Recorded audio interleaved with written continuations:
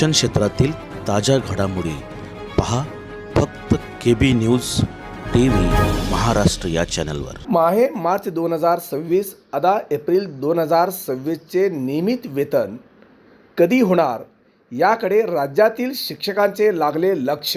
संच मान्यतेतील मंजूर पदापेक्षा जादा पद असलेल्या शाळांचे वेतन देयके जनरेट होण्यासाठी शिक्षण संचालनालयाकडून आदेशाची आवश्यकता।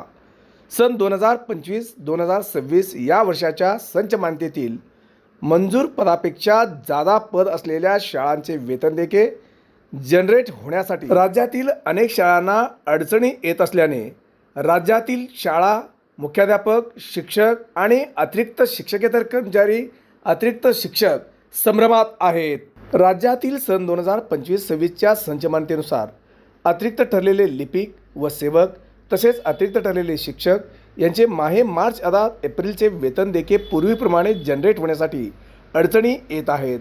सदर देयके फॉरवर्ड करण्यासाठी तात्काळ शिक्षण संचालनालयाकडून आदेश होऊन टॅब उपलब्ध करून देणे आवश्यक असताना अद्याप आदेश न झाल्याने राज्यातील अतिरिक्त ठरलेले शिक्षक कर्मचारी हवालदिल झालेत।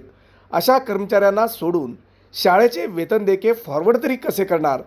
पूर्वीप्रमाणे शिक्षणाधिकारी लॉगिनला टॅब उपलब्ध करून दिल्यास वेतन देयके फॉरवर्ड तात्काळ होणार आहेत। यासाठी पुणे विभागीय शिक्षक आमदार जयंत आसगावकर, शिक्षक आमदार जमो अभ्यंकर, कोकण विभागाचे शिक्षक आमदार ज्ञानेश्वर म्हात्रे यांच्यासह इतर शिक्षक संघटना व शिक्षक संघटनेचे पदाधिकारी यांनी शिक्षण संचालनालय महाराष्ट्र राज्य यांच्याकडे पाठपुरावा करत असल्याने लवकरच सदर देयकाबाबत आदेश निघण्याची शक्यता आहे। तसेच माहे मार्च अदा एप्रिल 2026च्या नियमित वेतनासाठी शासनाकडून लवकरच निधी मंजूर होईल अशी अपेक्षा आहे।